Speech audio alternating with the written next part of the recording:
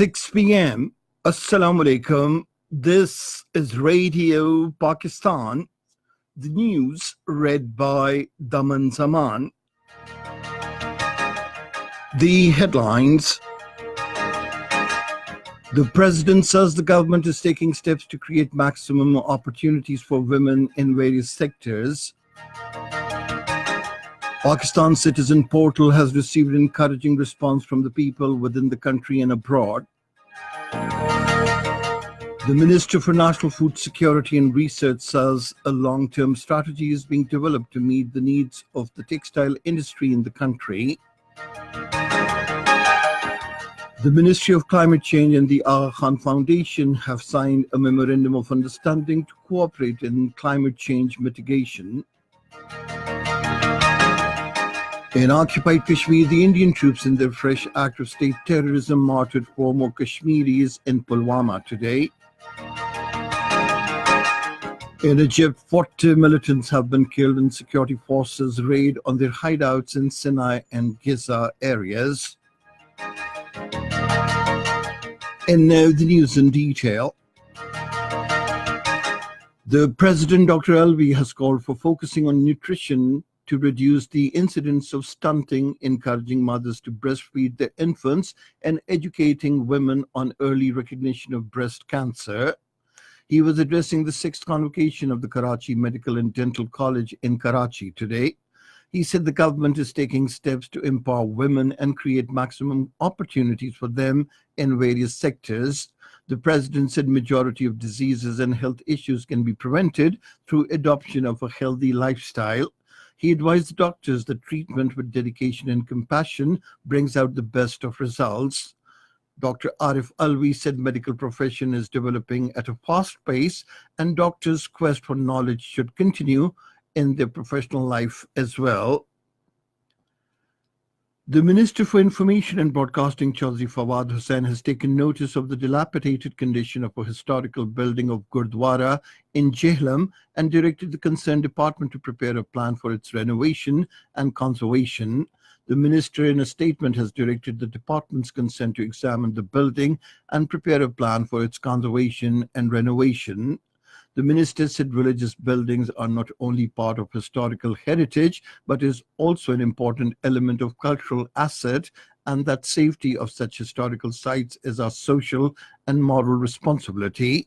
He said Gurdwara's rehabilitation and renovation will provide a chance to the Sikh community living all across the globe to visit the religious places in Pakistan. He said such steps are very important for interfaith harmony. Pakistan Citizen Portal, established under Prime Minister Imran Khan's directions for redressal of public's complaints and suggestions to the government, has received commendable and encouraging response from within the country and abroad, including foreigners. According to the latest statistics, the portal has so far registered around 0.6 million people in a short span of 2 months. So far, 229,667 complaints were received, and 90% of them came from within the country, 9.66% from overseas Pakistanis, and 0.45% from foreign nationals. The portal has so far received 47,579 suggestions. Out of the total complaints received from the Punjab, 40,411 have been addressed. Khyber Pakhtunkhwa 12,771, Sindh 2,063, Baluchistan 316, Islamabad 35,950, while work is underway for the redressal of the rest. According to public feedback, 24,076 people have expressed their satisfaction over Pakistan Citizen Portal, which is a vital source of linkage between the government and the people for public welfare. The Prime Minister had directed the government to exploit maximum resources to make it beneficial for the people, besides releasing weekly data of the portal. The Minister for National Food Security and Research, Sahibzada Mohammad Mehboob Sultan, says a long-term strategy is being developed to meet the needs of the textile industry in the country. In a statement, he said all available resources would be mobilized in collaboration with the provinces to achieve the set target of 15 million bales of cotton production next year. The minister said a team of experts is devising details of the plan in consultation with the stakeholders to achieve the target. He said all scientists and the field staff of Agriculture Department will be mobilized for capacity building of growers in cotton production technology. The Minister for Maritime Affairs, Syed Ali Haidarzadeh, has said complete eradication of corruption at ports is his foremost priority. In a message, he said the ports play an important role in improving the economy of the country. He said his vision is to include Pakistan among the top maritime nations of the world in 5 years, and for this purpose, elimination of corruption is of vital importance. The minister said the slogan of the Pakistan Tehreek-e-Insaf and Prime Minister Imran Khan always remained to root out the scourge of corruption from the country. The minister said he will personally check these complaints to take action against the corrupt elements. The German ambassador to Pakistan, Martin Kobler, called on the Special Assistant to Prime Minister on Overseas Pakistanis and Human Resource Development, Zulfikar Abbas Bukhari, in Islamabad to discuss investment opportunities in Pakistan.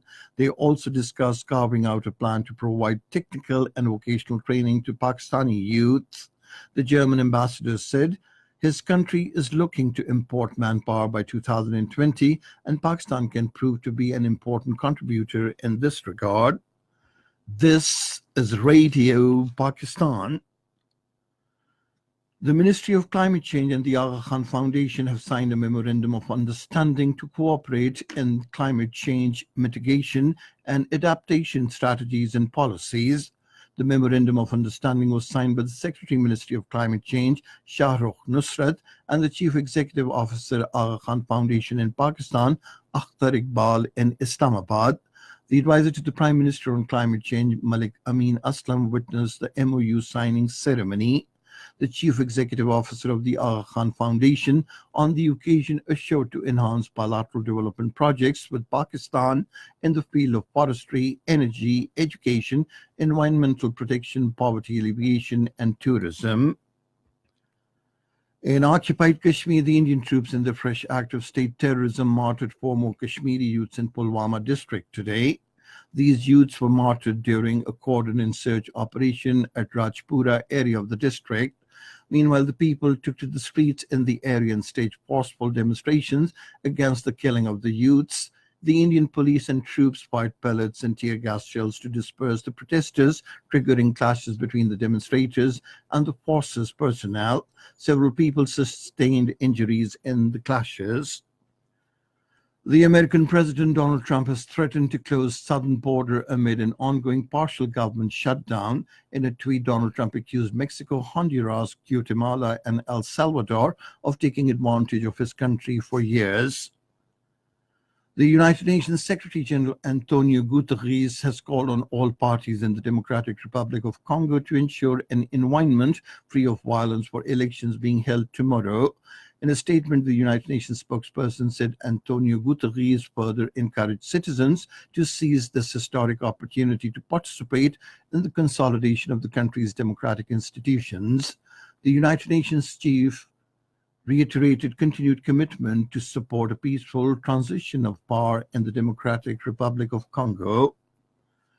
In Yemen, the warring parties have begun the process of implementing a ceasefire agreement across the key rebel-held port city of Hodeidah.